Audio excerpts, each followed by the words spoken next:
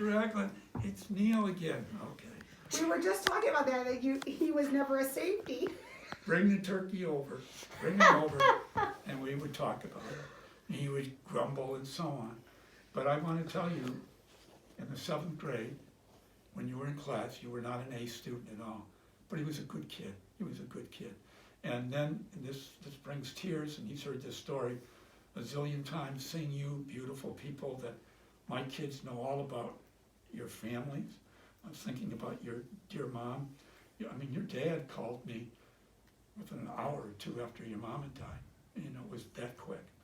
And when you called for your mom and so on, I look at pictures of you and your mom and I go, my God, you're twins. You're twins. You look at it, and then you look at her little demure daughter with that big old cigar. Yes, you know? I know. But I got a phone call, let's see, about 13 years after he'd been in my room. You know, he was in his early 20s, 24, 25. 24. Mr. Ragland, this is Neil Mulkey. Do you remember me? And I'm going, good God, Neil, how could I forget you? That's what I was thinking, exactly that. And he called, and his exact words were, I just wanted to call and tell you I'm doing good. I've got a little girl, and I work in a bakery. Those were his words. I've got goosebumps. I've told that story to hundreds and hundreds of kids. Of all the phone calls, you beautiful people and the people that I know have got PhDs and are making millions of dollars, that was the most meaningful phone call I've ever had from a student. Mr. Ragland, I wanted to tell you I'm doing good. I didn't correct his grammar. I should have said, Neil, I'm doing well. I'm doing well. I didn't correct it. I just let good. I've got a little girl and I work in a bakery. And I said, that's what life's about. It's not how much money you're making. It's not. It's just not. And I truly am rich. You know, I really am rich. Because we have a teacher in the building, and she teaches strings, and she's really good. And she loves her job. But I always tell her, I said, you know what? You love your job more than anybody in this building but one person. And she said, yeah, I know who it is. It's you. And I said, it's me. Because, you know, I love kids. And so. They want to know, what was the year that you started teaching in D7? Was it 1966. 66. Wow. And you left in what? 1986, I think. 86, okay. I was there for 21 Can years. you tell them the story how you became a teacher? Yeah. Because I love that story. Well, you know, when when I first got out of Michigan State, you know, I got a degree. I never had one education class. Never took education class. And I sold life insurance the first year, and I sold a lot of life insurance to young people, and I absolutely hated it. We were making no money. I hated getting on the phone and calling people dry. And then I got into the auto thing, as you know, a supply person, and I was going to make very good money, and at it. And then I decided, you know what? One of my friends had been subbing in District 7, so I called on the phone. I said, I'd like to put my name on the sub list. And they said, could you teach elementary phys ed? And I said, yeah, I could. They said, you're going to be our elementary phys ed teacher. They've never met me. You know, this is over the telephone. I could have been Jack the Ripper. And they said, you got the job. And I said, okay. Well, I went in to interview the next day, and they said, well, we have a phys ed teacher, but we'll put you on the list. And so I said, fine. And I subbed at Annapolis when it was So it'll be best. Yeah, it wasn't best. It was high school, and it was high school. And I was the gym teacher one day and a science teacher for 9th graders. And I'll be very honest, they were not real good. And then I was at Polk for the special ed kids, really severe. I was the only substitute that had ever come back for 2 days, because these kids were running all over the desktops. I had no support at all. You know, I don't know what to do. So on a Friday, Mr. Ewing called me in, and he said, you know, we talked, and said, I'd like to offer you this job. Okay. I said, when would I start? And they said, you know, as soon as possible. This is on a Friday. I said, I need at least a week to clear up my business and the other affairs, and then to talk to my wife. When I came home and told Bev, I said, I've taken the job. You're gonna teach? And I said, yes. I'm gonna make $4,700. We're expecting Craig, our third child. I've just taken a $15,000 pay cut. And Bev, good Catholic girl, goes, Jim, I can get an annulment. I can get an annulment right now. And you did what? $4,700? How are we gonna live on that? I said, I don't know.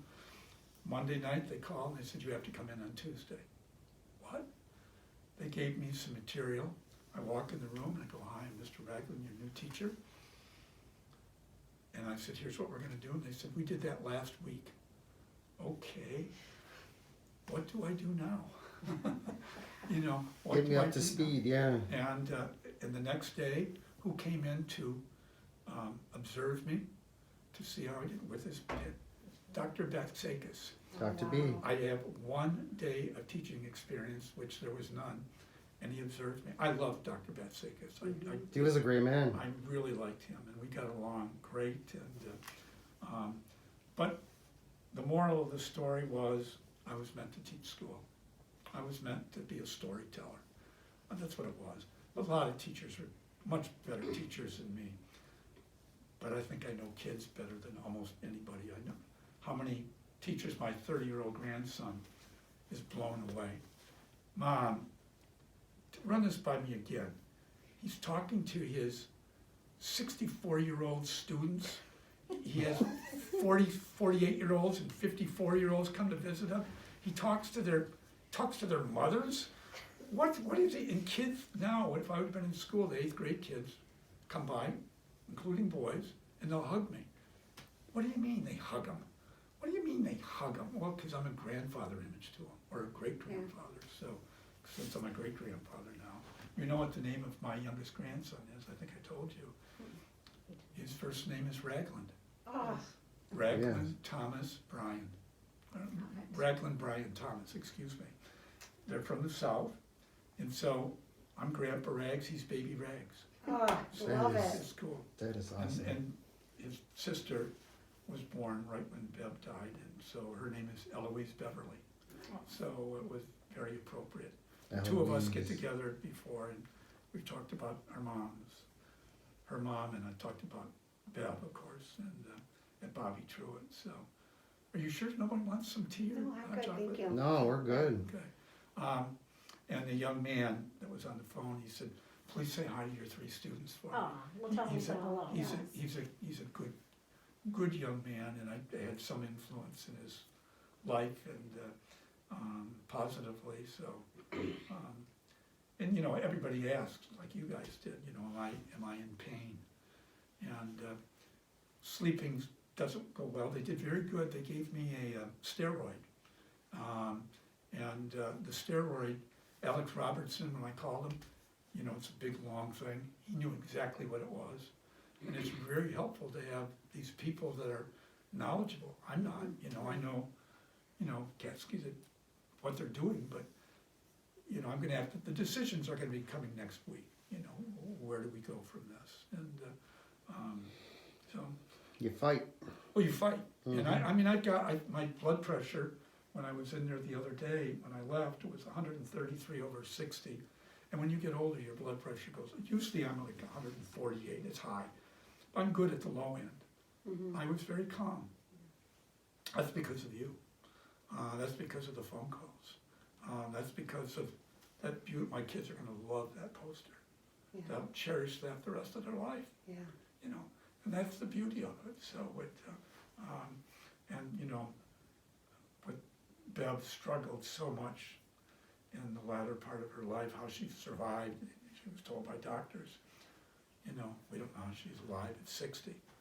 And alcoholism is a horrible disease. It just eats and eats, and I think of Stephanie. Stephanie adored Bev for whatever. Bev loved everybody, but one person. She never learned to like herself. So she went on, obviously she was beautiful, but she was prettier inside than she was outwardly. Got that doctoral degree, I think to try to make her mom and dad like her more.